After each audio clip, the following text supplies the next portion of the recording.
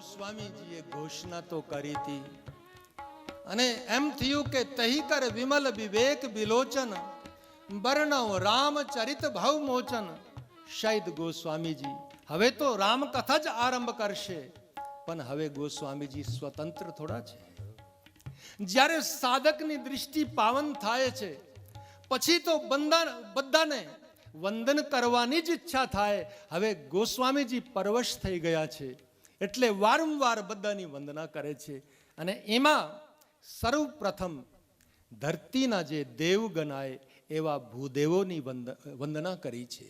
પ્રણવં પ્રથમ મહીસુર ચરણા મોહ જનિત સંશેષ સબહરણા. બ્રાહ્મણોના ચરણોમાં વંદન અને સાધુને ચરણોમાં વંદન કરતા, સાધુની મહિમાનું ગાન કરતા હવે ગોસ્વામીજી કહે છે જે સાધુ સંતોનું ચરિત કપાસના પુષ્પ જેવું છે એને મારું વંદન. સાધુ ચરિત શુભ ચરિત કપાસ, સાધુ ચરિત શુભ ચરિત કપાસ, નિરસ વિશદ ગુણમય ફલ જાસુ, નિરસ વિશદ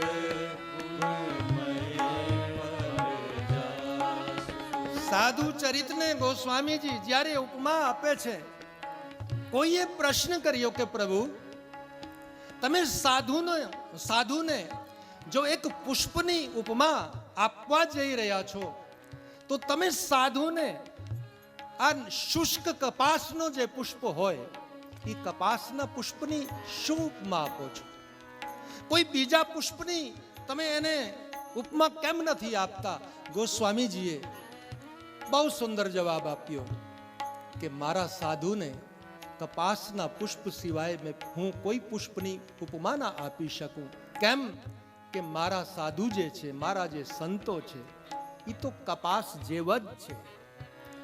કેમ કે જેવી રીતે કપાસ પોતાને અનેક કષ્ટમાં મૂકીને, કપાસનો એક સ્વભાવ છે એમાં કોઈ સુગંધ નથી વિશેષ હોતી, એનું સ્વરૂપ પણ કોઈ રંગીન નથી હોતું, શ્વેત હોય છે, શુષ્ક હોય છે, પણ કપાસનો એક સ્વભાવ છે. કપાસ, લોકો જ્યારે કપાસને ઘર લાવે એના તાર વીને પછી એનામાંથી એનો તાગ બને, પછી ધીમે ધીમે એનું કાપડ તૈયાર થાય અને જ્યારે કાપડ તૈયાર થાય પછી વ્યક્તિગત ઉપયોગ નહીં, એ કાપડ બીજાને તનને ઢંકન કરે, બીજાને તનને એકદમ મર્યાદિત કરી આપે છે. ગોસ્વામીજી કે મારો સાધુ પણ એવો જ છે. સાધુ સાધના કરે છે, કષ્ટ ભોગવે છે, તપ કરે છે, પણ પોતાના માટે કોઈ આગ્રહ નથી સાધુના જીવનમાં હોતો. સાધુ માત્ર બીજાના કલ્યાણ માટે પુરુષાર્થ કરે છે. એ સતત પુરુષાર્થી બને છે. કેવી રીતે સમાજની પીડા દૂર થાય, કેવી રીતે સમાજને શાંતિનો અનુભવ થાય, એના માટે જ મારા સાધુ સંત ગોસ્વામીજી કહે છે પોતાને શરીરને તપાવે છે. કપાસને જેમ કપાસ અનેક કષ્ટમાંથી નીકળીને બીજાને તનનું રક્ષણ કરે છે, એવી જ રીતે મારા સંતો પણ ગોસ્વામીજી કહે કપાસ જેવા છે. એટલે હું બીજા કોઈ પુષ્પની ઉપમા આ સાધુ સંતોને નથી આપતો. અને મારા સાધુ સંતોની એક બીજી વિશેષતા છે, આ તો રમતા ફરતા જંગમ તીર્થ છે. સાધુ ચરિત શુભ ચરિત કપાસુ, સાધુ ચરિત શુભ ચરિત, સાધુ ચરિત શુભ ચરિત કપાસુ, સાધુ ચરિત શુભ ચરિત કપાસુ. મારા સંતો કપાસ જેવા છે અને મારા સંતો જે છે, સાધુ જે છે રમતો ફરતો તીર્થ છે, ગમે ત્યારે પહોંચી જાય છે અને સમાજને ધન્ય બનાવી દે છે. મુદ મંગલમય સંત સમાજ, મુદ મંગલમય સંત સમાજ, જો જગ જંગમ તીરથ રાજુ, જો જગ જંગમ તીરથ રાજુ. મારો સાધુ સમાજ પ્રયાગરાજ તીર્થને જેમ છે, ત્રિવેણી સંગમ જેવો છે. ગોસ્વામીજી કહે જેમ અહીંથી કોઈ પ્રયાગમાં જાય, પ્રયાગની ભૂમિમાં જે તીર્થ છે, ત્રિવેણી છે, એમાં 3 ધારાઓ ભેગી થઈ છે.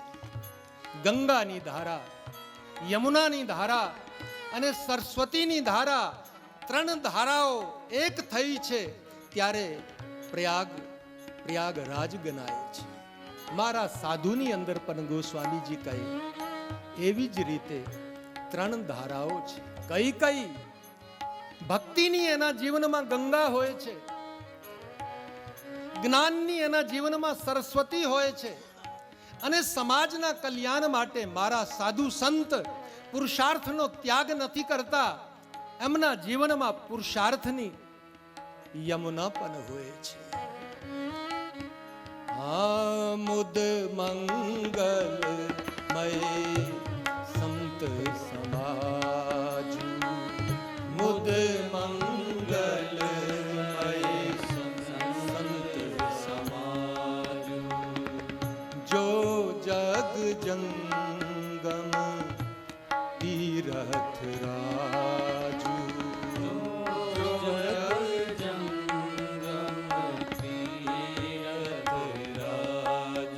સાધુના જીવનમાં કઈ ગંગા વહે છે એનું વર્ણન કરતા ગોસ્વામીજી કહે છે, રામ ભગતિ જહ સુર સરી ધારા, રામ ભગતિ જહ સુર સરી ધારા, સર સે બ્રહ્મ વિચાર પ્રચારા, સર સે બ્રહ્મ વિચાર પ્રચારા. સંતોના જીવનમાં ભક્તિની ગંગા વહે છે, સંતોના જીવનમાં જ્ઞાનની સરસ્વતી છે, સંતોના જીવનમાં કર્મની યમુના બહે છે. અને સૌથી મોટી શ્રેષ્ઠતા એ છે કે કોઈ પણ બાહ્ય તીર્થમાં આપણે જવું પડે છે. પ્રયાગના તીર્થમાં કોઈએ સ્નાન કરવો હોય તો પ્રયાગ જવું પડે. પ્રયાગ જવા માટે ક્ષમતા જોઈશે, સામર્થ્ય જોઈશે, આર્થિક દૃષ્ટિએ પણ સંપન્નતા જોઈશે, ત્યારે જ પ્રયાગનું સ્નાન થાય. પણ સાધુ સંતો તો એવા હાલતા ચાલતા તીર્થ છે, આગળથી આવીને ધન્ય બનાવી દે છે. સબહી સુલભ સબ દીન સબ દેસા, સબહી સુલભ સબ દીન સબ દેસા, સબહી સુલભ સબ દીન સબ દેસા, સબહી સુલભ.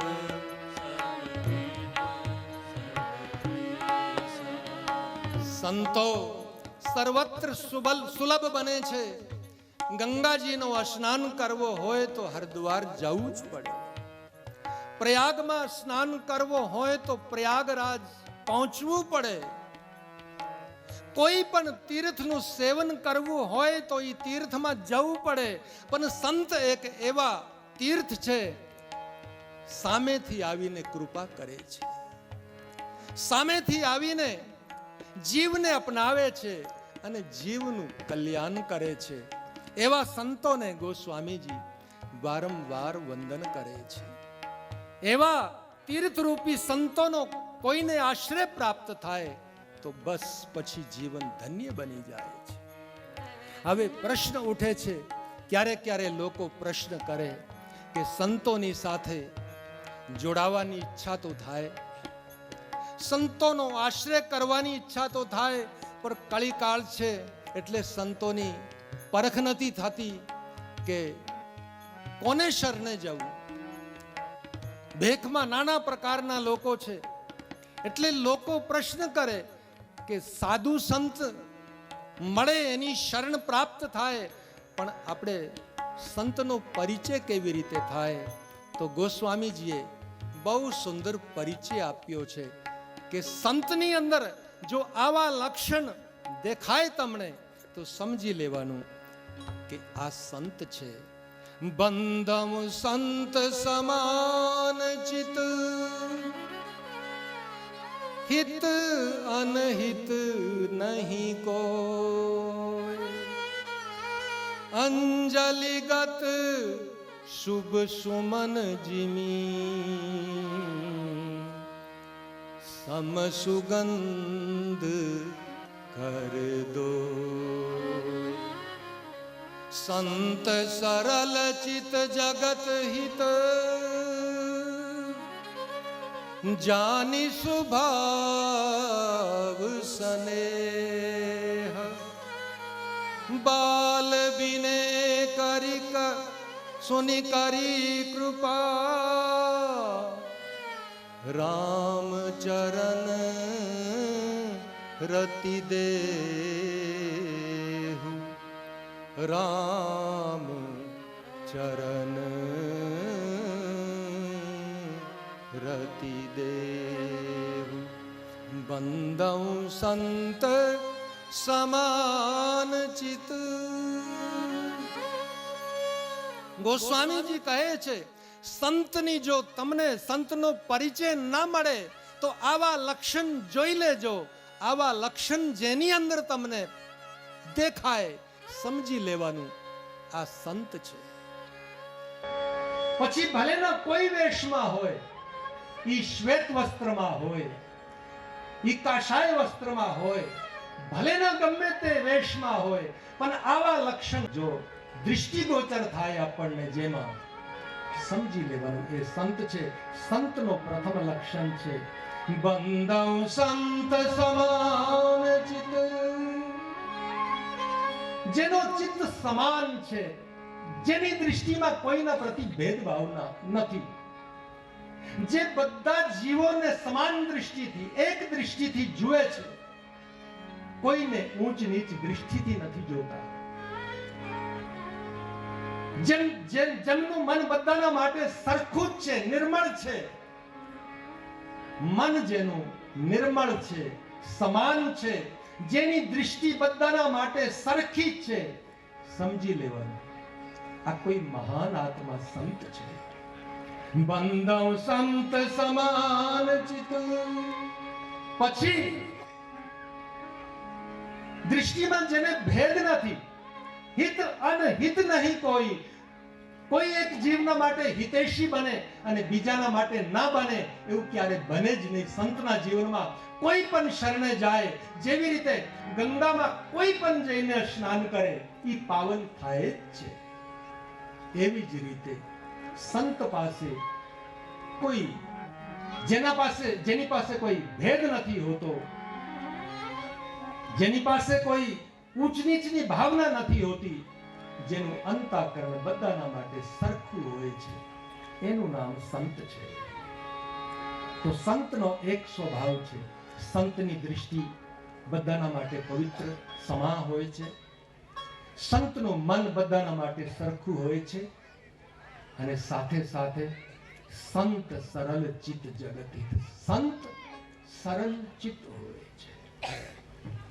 ક્યારે ભલે જીવનમાં એવું કંઈ દેખાય કે સંત ઘણી વખત કઠોર દેખાય છે આપણને, પણ સંતના એવા કઠોરપણમાં પણ કોઈનું હિત છુપાયેલું હોય છે. સંત ક્યારેય કઠોર હોય જ નહીં. કોઈને માર્ગદર્શન આપવા, કોઈ કુમાર્ગે જાય છે એવા જીવ પર ક્યારેક ક્યારે સંત કઠોર કૃપા કરી લે છે. એટલે શાસ્ત્રોની અંદર તમે જો વાંચશો, પુરાણોની અંદર કેટલીક એવી ગાથાઓ આવે છે કે અમુક ઋષિએ કોઈને શ્રાપ આપી દીધો. જરા વિચાર કરો, કોઈ ઋષિ, કોઈ સંત, કોઈ સાધુ, કોઈ મહાપુરુષ કોઈને શ્રાપ આપી શકે? ક્યારે ક્યારે જીવના હિત માટે મહાપુરુષો થોડાક ઉપરથી કઠોર બની જાય છે, પણ સંત ક્યારે કોઈનું અહિત નથી કરતા. સંતનું જે ચિત્ત છે નિર્મળ હોય છે. સંતનું જે જીવન છે બધાના માટે કલ્યાણકારી અને સરખું જ હોય છે. એટલે કબીર સાહેબને પણ કહેવું પડ્યું. કબીર સાહેબે બહુ સુંદર સંત ના લક્ષણ બતાવ્યા છે. દયા, ગરીબી, બંદગી, સમતાશીલ કરાર. દયા, ગરીબી, બંદગી, સમતાશીલ કરાર. એ તે લક્ષણ સાધુ કે કહે કબીર વિચાર. દયા, ગરીબી, બંદગી, સમતાશીલ કરાર. એ તે લક્ષણ સાધુ કે કહે કબીર વિચાર. કહે કબીર વિચાર. કબીર સાહેબ કહે છે સાધુની અંદર આ 6 લક્ષણ હોય છે. સાધુતાનો પ્રથમ પ્રમાણ છે, પ્રથમ લક્ષણ છે. જે સાચા સંત હોય એ દયાવંત હોય છે. પ્રથમ ગુણ છે ધાર્મિકતાનો, સાધુતાનો. જેના દિલમાં દયા હોય છે એ સંત છે. અને સંતોના જીવનમાં દયાનું શું કહેવું? સંતો તો ઘણી વખત એવા પ્રસંગો આવે છે, એવા પ્રસંગો જીવનમાં બને છે કે સંતો સમાજના કલ્યાણ માટે ઘણી વખત તો પોતાના નિયમોને એક બાજુ મૂકી દે છે. પોતાના જીવનમાં કષ્ટ આવે વાંધો નથી, પણ કોઈ બીજા જીવનું અહિત ના થાય, બીજાનું હિત જ થાય એવી ભાવનાના લીધે ક્યારે ક્યારે સંતો એવી દયા કરે છે કે પોતાના નિયમોને એક બાજુ મૂકી દે છે. સંતની દયાની શું ચર્ચા કરવી? વાર્તા આવે છે દિલ્હીની અંદર, પ્રાચીન કાળની ઘટના છે. મુસ્લિમ ફકીર બાબા ફરીદ, આજથી 400-500 વર્ષ જૂની ઘટના. બાબા ફરીદ ફરતા ફરતા પહોંચવાન સંત હતા. દિલ્હીમાં આવ્યા છે. એ જમાનામાં તો દિલ્હી બહુ નાનું હશે, કોઈ એટલી બધી વસ્તી તો ના હોય.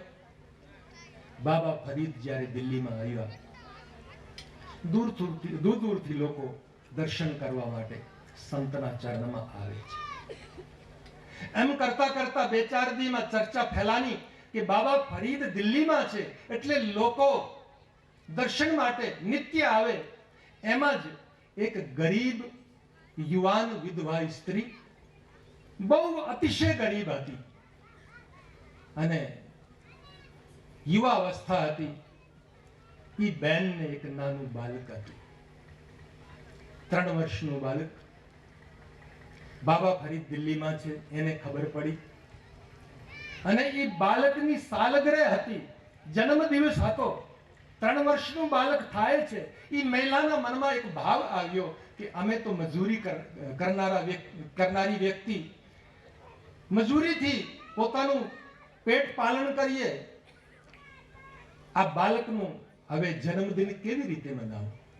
પણ એક ભાવ આવ્યો કે ચલો, મેં સાંભળ્યું છે કે બાબા ફરીદ દિલ્હીમાં આવ્યા છે, હું મારા બાળકને આજે બાબાના ચરણોમાં લઈ જાઉં, મહારાજના ચરણોમાં બાળક પ્રણામ કરશે, સંતનો આશીર્વાદ મળશે અને મારું બાળક ધન્ય બની જશે, એવો એક ભાવ જાગૃત થયો છે. ગરીબ મહિલા છે, પાસમાં કઈ નથી.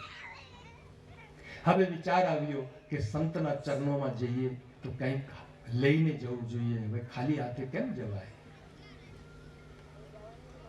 કોઈ નથી એને ચર્ચા સાંભળેલી કે બાબા ફરીદને પ્રસાદમાં જલેબી ભાવે છે. એને મનમાં થયું કે હવે સસ્તો જમાનો એટલે એક બે પાઈના કંઈક જલેબી લઈને કોઈ પડીકા બાંધી છે અને બાળકને એકદમ ખોળીમાં લીધો અને ઉપડી છે સંતના દર્શન માટે. પહોંચે છે સંતના ચરણોમાં. બાબા ફરીદ યોગ એવો બન્યો કે બાબા ફરીદ એ ટાઈમે બધા લોકો દર્શન કરીને આમ તેમ થઈ ગયા હતા અને બાબા ફરીદ હવે વિશ્રામ કરવાની તૈયારીમાં જે ઠેકાને ઉતારો હતો અને એ ગરીબ મહિલા એના બાળકને લઈને બાબાના ચરણોમાં આવીને સલામ કરે છે. બાબા ફરીદ આશીર્વાદ આપે છે. બાળકને સંતના ચરણોમાં વંદન કરાયું છે. બાબા, આ મારું બાળક છે, એના પિતા નથી. માતાજીથી લઈ લીધી અને બાબા ફરીદ જલેબી લઈને ખાવાની તૈયારી કરે છે. મહિલા કે, બાપજી આ શું કરો છો તમે? તમારું આ જે રોજ છે, મારા લીધે આ વ્રત ભંગ ના કરાય. ત્યારે ફરીદે એક જ જવાબ આપ્યો, માતાજી હું આ જલેબી ખાઈશ ને તો જલેબી ખાવાથી માત્ર મારું વ્રત ભાંગ તૂટશે, પણ જો તમે અશ્રુ લઈને પાછા જશો ને તો કદાચ મારો ખુદા રૂઠશે. એટલે બાબા ફરીદ પોતાનો રોજાનો ત્યાગ કરે છે જીવના કલ્યાણ માટે. એવી સંતોની બહુ દયા હોય છે. સાચા સંતોના જીવનમાં દયાવંત જીવન હોય છે. બીજાના કલ્યાણ માટે સંતો ઘણી વખત પોતાના નિયમોને પણ એક બાજુ મૂકી દે છે. તો કબીર સાહેબ કહે છે, દયા, ગરીબી, બંદગી પ્રથમ લક્ષણ જ સંતનો છે. સાચા સંત દયાવંત હોય છે. બીજું લક્ષણ છે ગરીબી. સાચો સંત ગરીબ હોય છે. ગરીબનો અર્થ આ નથી કે સાધુના જીવનમાં, સંતના જીવનમાં કોઈ પદાર્થ નથી એટલે ગરીબ નહીં. કબીર સાહેબ જે અર્થમાં કહેવા માંગે છે, ગરીબી એટલે કે સાચો જે સંત છે એના જીવનમાં પરમાત્માના મિલન માટે ભીતર એક એવી ઉદાસીનતા હોય છે. એની પરમાત્માના મિલનની ઉદાસીનતા જ એની ગરીબી છે, બાકી પદાર્થ નહીં. સંતોના ચરણોમાં તો પદાર્થ શું, મોટા મોટા રાજવી જે સંતોના ચરણોમાં આવીને આલોટે છે, એવા સંતોના જીવનમાં પદાર્થોનું શું કહેવું. પણ ગરીબી એટલે કે સાચા સંત પરમાત્માના મિલન માટે ભીતરથી બહુ ગરીબ હોય છે. ત્રીજું લક્ષણ છે બંદગી. સાચા સંત સાધના રત રહે છે, બંદગી રત રહે છે. ચોથું લક્ષણ છે દયા, ગરીબી, બંદગી, સમતા. સાચો સંત સમતાવાન હોય છે. પાંચમું લક્ષણ છે સમતા, શીલ, નિધાન. સંત અતિશય શીલવંત હોય છે. સંત અતિશય વિનમ્ર હોય છે. સંત ભલે ઉપરથી કોઈના કલ્યાણ માટે ક્યારે ક્યારે તમને કઠોર દેખાય, પણ ભીતરથી સાચા સંત જે છે, મહાપુરુષો જે છે, એ બહુ શીલવંત હોય છે. અને જીવનમાં શીલતા આવે, વિનમ્રતા આવે, એ સૌથી મોટું ધન છે. કેમ કે શીલતાનું ધન આ લોક અને પરલોક બંનેમાં કામ આવે છે. એટલે શાસ્ત્રકારો કહે છે, વિદેશેષુ ધનમ વિદ્યા, વ્યસનેષુ ધનમ મતિ, પરલોકે ધનમ ધર્મ, શીલમ સર્વત્ર વેધનમ. વિદેશની અંદર તમે જાઓ, કોઈ સંકટ આવી જાય અને તમારી પાસે વિદ્યા છે, તમારી પાસે કોઈ વિદ્યાનો વિવેક છે, તો તમે તમારા આ સંકટને તમારા વિવેક વિદ્યાથી દૂર કરી શકો. વિદેશમાં વિદ્યા કામ આવે છે. વિદેશેષુ ધનમ વિદ્યા વ્યસનેષુ ધનમતી. કોઈ આપત્તિ કાળ આવી જાય અને સન્મતિ તમારી પાસે હોય, વિવેક શક્તિ હોય, વિવેક બુદ્ધિ હોય, તો તમે એવા કષ્ટમાંથી પણ ઉપર ઉઠી શકો છો. વિદેશેષુ ધનમ વિદ્યા વ્યસનેષુ ધનમતી. આપત્તિ કાળમાં સુમતિ જ કામ આવે. પરલોકે ધનમ ધર્મ. પરલોકમાં ધર્મ કામ આવે છે. પરલોકમાં કોઈ વસ્તુ કામ આવતી નથી. પરલોકમાં સાથે જાય છે માત્ર આપણો ધર્મ. જે સદકર્મ કર્યા હોય, જે ધર્મ કર્યો હોય અહીં, એ જ સાથ જાય. બાકી બધું અહીં ને અહીં રહેવાનું છે. કોઈ વસ્તુ સાથ જતી નથી. વિદેશેષુ ધનમ વિદ્યા વ્યસનેષુ ધનમ મતિ. પરલોકે ધનમ ધર્મા લેકિન શીલમ સર્વત્ર વે ધનમ. શીલવંત જે પ્રાણી છે એ સર્વત્ર પૂજાય છે. સર્વત્ર એનું આદર છે. આ લોકમાં પણ આદર છે, પરલોકમાં પણ એને ગતિ પ્રાપ્ત થાય છે. એવી શાસ્ત્રકારોએ સુંદર ચર્ચા કરી છે. તો સંતનું પાંચમું લક્ષણ છે, સંત શીલવંત હોય છે. દયા, ગરીબી, બંદગી, સમતા, શીલ. અને છેલ્લું લક્ષણ છે કરાર. શબ્દ મૂક્યો છે, બહુ દિવ્ય શબ્દ છે કરાર. કરારનો અર્થ હોય છે આનંદ. સાચો આનંદ તો સંતના જીવનમાં જ હોય. સાચું સુખ તો સંત પાસે જ હોય. બાકી સંસારમાં ક્યાં સુખ છે? સંતના જીવનમાં સાચો આનંદ હોય છે, સાચો કરાર હોય છે. અને એવા કોઈ મહાપુરુષનો આશ્રય કોઈ સાધકને પ્રાપ્ત થાય, એવા આનંદમાં રમનારા કોઈ સંત મળી જાય, કોઈ એવા મહાપુરુષો મળી જાય, તો પછી એવા સાધકોનું જીવન પણ એકદમ જો હે આનંદદાયક બને છે. કેમ કે સંતો જ આનંદનો અનુભવ કરે છે અને સંતો જ આનંદનો અનુભવ કરાવી શકે છે. જો આનંદ સંત ફકીર કરે, જો આનંદ સંત ફકીર કરે, જો આનંદ સંત ફકીર કરે, જો આનંદ સંત ફકીર કરે, वो आनंद नाही अमीरी में, वो आनंद नाही अमीरी में, जो आनंद संत फकीर करे, जो आनंद संत. સાચો આનંદ સંતના જીવનમાં હોય છે.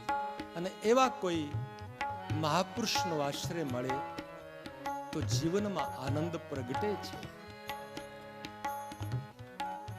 સુખ દુઃખ મેં સમતા સાધ રહે, સુખ દુઃખ મેં સમતા સાધ રહે, સુખ દુઃખ में समता साध रहे, सुख दुख में समता साध रहे, सुख दुख में समता साध रहे, सुख दुख में समता साध रहे.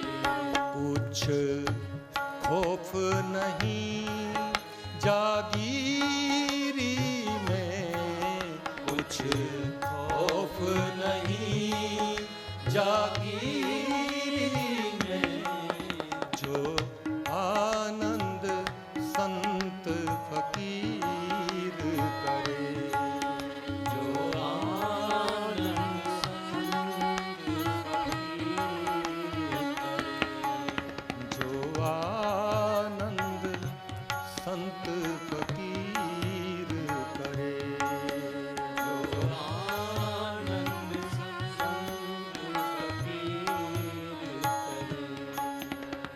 रंग में सेवक रूप रहे, अमृत जल का जिम कूप रहे। हर रंग में सेवक रूप रहे, अमृत जल का जिम कूप रहे।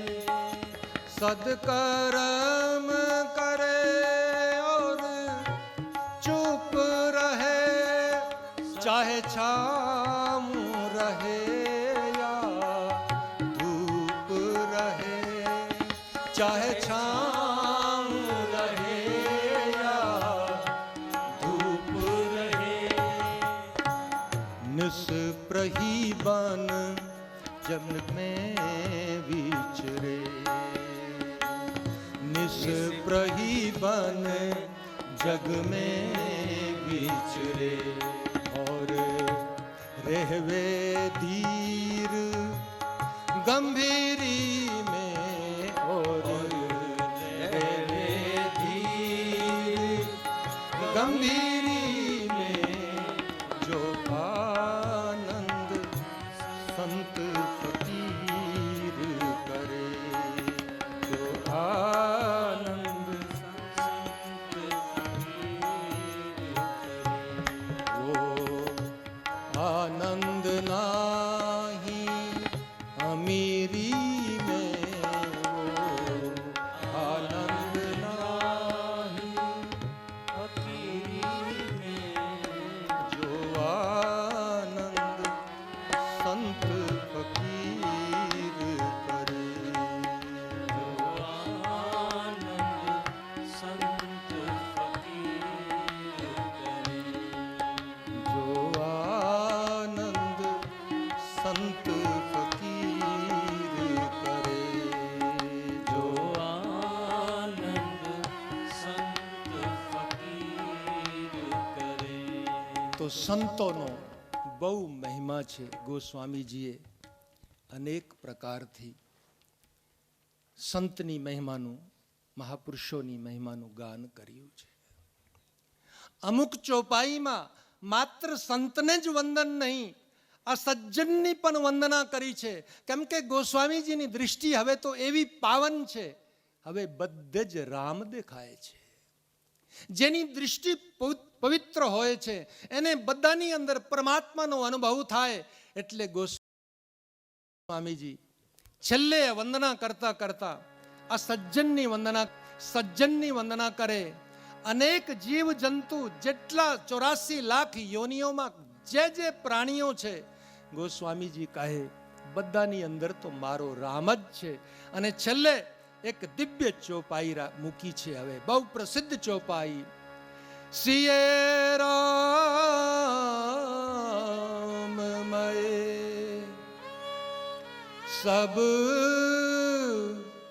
જગ જાની, કરઉં પ્રણામ જોરી જુગ પાની. સિયે રામમય સબ જગ જાની, કરઉં પ્રણામ જોરી જુગ પાની. સિયે રામમય સબ જગ જાની, કરઉં પ્રણામ જોરી જુગ પાની. ગોસ્વામીજીને એમ થયું કે જો હું એક એકને જુદી જુદી વંદના કરીશ તો ગ્રંથ બહુ એકદમ વિસ્તાર થશે. એટલે છેલ્લી ચોપાઈ, સિયે રામમય સબ જગ જાની. આખા જગતને રામમય જાનીને ગોસ્વામીજી કહે છે હું વંદન કરું છું. અને હવે ગોસ્વામીજી જે પાવન રઘુવંશની આ કથા છે, એવા પાવન રઘુવંશને વંદન કરવાની તૈયારી કરે છે. અને ગોસ્વામીજીની લેખની આગળ વધે છે. બંધમ અવધ પુરી अति पावनी बंदम अवध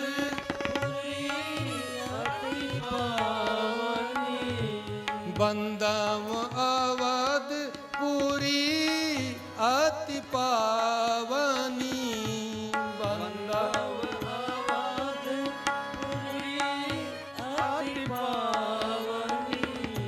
सरजू सरी कली कलुष नसावनी सरजू सरी कली कलुष नसावनी बंदम अवध पुरी अति पावनी बंदम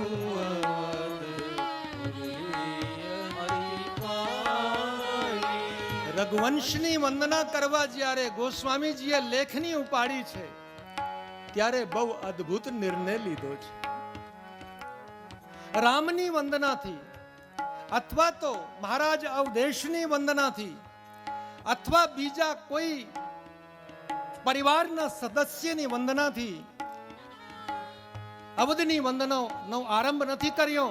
પ્રથમ અવધને જ વંદન કર્યું છે કે જે અવધની અંદર, જે ભૂમિની અંદર પરમાત્માનો અવતાર થયો છે, એ જન્મભૂમિને મારું વારવાર વંદન છે. બંદમ અવધ પુરી અતિ પાવની બંદમ અવધ પુરી અતિ પાવની બંદમ અવધ પુરી અતિ પાવની બંદમ અતિ પાવની. સર્વપ્રથમ પોતાની પરમાત્માની જે જન્મભૂમિ છે, જે ભૂમિની અંદર પરમાત્માને પણ આવીને ક્રીડા કરવાની ઈચ્છા થઈ અને પરમાત્માનો અવતાર થયો છે, એવી પાવન અવધને ગોસ્વામીજી વંદન કરે છે. જન્મભૂમિનો બહુ મહત્વ છે. જનની જન્મભૂમિશ્ચ સ્વર્ગાદપી ગરીયસી. સ્વર્ગથી પણ ઉચ્ચ છે આ ભૂમિ. અને પરમાત્મા રામ જ્યારે 14 વર્ષ વનવાસ પૂરું થયું અને પાછા આવ્યા છે, પોતે પરમાત્માએ આ ભૂમિનું એકદમ વર્ણન કર્યું છે. પોતે પરમાત્મા પોતાના જે સખાવૃંદ 14 વર્ષ પછી ભેગા આવ્યા હતા પરમાત્માને, વિભીષણ, જામવંત, હનુમંત, એ બધાને પરિચય કરાવે છે. અને પરમાત્મા શું કહે છે કે આ મારી જન્મભૂમિ છે. પરમાત્મા આનંદનો અનુભવ કરે છે. પરમાત્મા કહે આ અવધના પ્રાણીઓ મને બહુ પ્રિય છે. અતિશે પ્રિય यहाँ के वासी अतिशय प्रिय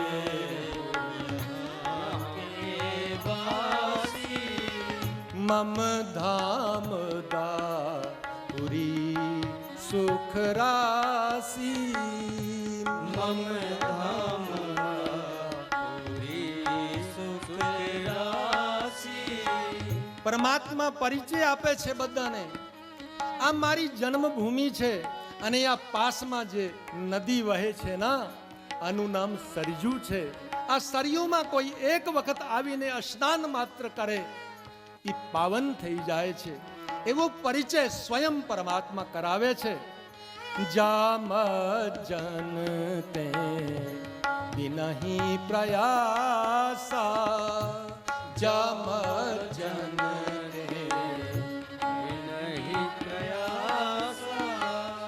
મમ સમીપ નર પાવે વાસા મમ સમીપ નર પાવે વાસા. બંદમ અવધ પુરી અતિ પાવની બંદમ અવધ પુરી અતિ પાવની.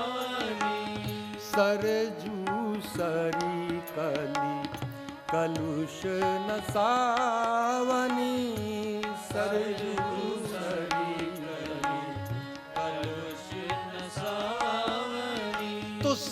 પ્રથમ ગોસ્વામીજી અવધની વંદના કરે છે. અવધનો એક અર્થ થાય છે, અવધ જે જગ્યાએ કોઈનો વધ નથી થતો, જે સ્થાન પર, જે નગરીની અંદર પૂર્ણ રૂપેણ અહિંસાનું પાલન થાય છે, એ જ નગરી છે અવધ. અવધ એટલે કે જે જગ્યાએ માનસિક રૂપથી, વાણીથી અથવા ક્રિયાથી હિંસા નથી થતી, અહિંસાનું પાલન થાય છે, એ જ ભૂમિ છે શ્રી અવધ. હિંસા 3 પ્રકારની છે. જીવ 3 પ્રકારથી ભૂલચૂકમાં હિંસા કરે છે. એક માનસિક રૂપે ક્યારે ક્યારે જીવ હિંસા કરે છે. કોઈ વ્યક્તિ એકાંતમાં બેઠી હોય અને એકાંતમાં હોવા છતાં જો કોઈના પ્રતિ ઈર્ષા ભાવ મનમાં હોય, એકાંતમાં કોઈનાથી દ્વેષ કરતો હોય, મનમાં કંઈક વિચારો ચાલતા હોય દ્વેષના, ઈર્ષાના, કુભાવના, તો સમજી લેવાનું અમારું મન હમણાં એકાંતમાં હિંસા કરે છે.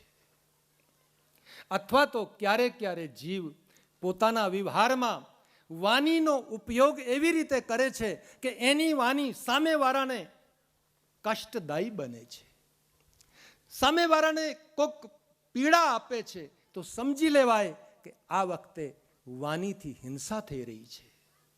ક્યારે ક્યારે અમે વ્યવહારમાં પણ વ્યવહારિક ચૂક કરીએ. અમારી ક્રિયામાં ક્યારે ક્યારે, અમારા વ્યવહારમાં અમે વ્યવહારથી કોઈને એવી કંઈક પીડા પહોંચાડીએ, અથવા તો કોઈના અધિકારને એકદમ છીનવી લઈએ આપણે પોતાની ક્રિયાથી, તો સમજી લેવાનું આજે અમે વ્યવહારથી હિંસા કરી રહ્યા છીએ. તો 3 પ્રકારથી જીવનમાં જો અહિંસાનું પાલન થાય, અમારું મન સતત નિર્મળ રહે, એટલે કે મનમાં કોઈ કુવિચારો ના આવે, તો જ ભક્તિ થાય. વાણી અમારી દિવ્ય અને નિર્મળ હોય તો જ ભક્તિ થાય, અને અમારો વ્યવહાર જે છે એ શુભ હોય તો જ ભક્તિ થાય. બહારથી ભક્તિનો વેશભૂષા આપણે બનાવીએ એક જુદી વાત છે, પણ અંતઃકરણ શુદ્ધ ના હોય તો બહારની જે આપણી વેશભૂષા છે એનો કોઈ અર્થ નથી. તો માનસિક રૂપમાં જીવનમાં કોઈ હિંસા ના થાય, વાણીથી કોઈ આપણા જીવનમાં હિંસા ના થાય, અથવા તો વર્તનથી, વ્યવહારથી, ક્રિયાથી કોઈ જીવને આઘાત ના પહોંચે, એના માટે સાવચેત રહેવું એ જ અવધની ભૂમિકા છે. અવધ પોતાના મનરૂપી અવધમાં જો રામને બેહાડવું હોય, જો રામને સ્થાપિત કરવું હોય, તો આ 3 પ્રકારની હિંસાથી જીવને બચવું જોઈએ. મન નિર્મળ હોય, વાણી નિર્મળ હોય અને વ્યવહાર ક્રિયા નિર્મળ હોય તો રામનો અનુભવ થાય. રામ અવધમાં પ્રગટ્યા છે. અમારું મન જ, અમારું આ કાયા અવધ છે. આ કાયારૂપી અવધમાં જો પરમાત્માનો પ્રવેશ કરાવવો હોય ભક્તિ દ્વારા, તો અમારું મન નિર્મળ થાય, અમારી વાણી પવિત્ર થાય, અમારું વર્તન પવિત્ર થાય, તો પરમાત્મા પ્રગટ થઈ જાય છે. અવધને વંદન કર્યું છે, સરયુને વંદન કર્યું છે. સર્વપ્રથમ ગોસ્વામીજીએ 3 નારી જાતિને વંદન કર્યું છે. અવધ એ નારી જાતિ છે, સરયુ બી નારી જાતિ છે. અને હવે 3જા રૂપમાં પણ ગોસ્વામીજી જ્યારે રઘુવંશની વંદના કરે છે ત્યારે નારી જાતિને સર્વપ્રથમ વંદન માં કૌશલ્યાને સર્વપ્રથમ યાદ કર્યા છે. અને ગોસ્વામીજી લખે છે, બંધમ કૌશલ્યા દિશી પ્રાચી, બંધમ કૌશલ્યા દિશી પ્રાચી, કીર્તિ જાસુ सकल जगमाची, कीरति जासु सकल प्रगटे उजह रघुपति शशि चारु। प्रगटे उजह रघुपति शशि चारु। विश्व सुखद खल कमल तुषारु। विश्व सुखद खल कमल तुषारु। बंदं कौसल्यादिश प्राची। बंदं कौसल्यादिश प्राची। સર્વપ્રથમ માં કૌશલ્યાને વંદન કર્યું છે. જેમ પૂર્વ દિશાથી ચંદ્રનો ઉદય થાય છે એવી જ માં કૌશલ્યાને પૂર્વ દિશાની ઉપમા આપતા ગોસ્વામીજીએ કીધું કે જે માં કૌશલ્યા આ જગતના માટે પૂર્વ દિશા છે, જે દિશાએ આ જગતને રામ આપ્યો છે, જેના ખોળામાં પોતે પરમાત્મા આવીને ક્રીડા કરે છે, એવી પૂર્વ દિશા સ્વરૂપી માં કૌશલ્યાને ગોસ્વામીજી કહે હું વારંવાર વંદન કરું છું.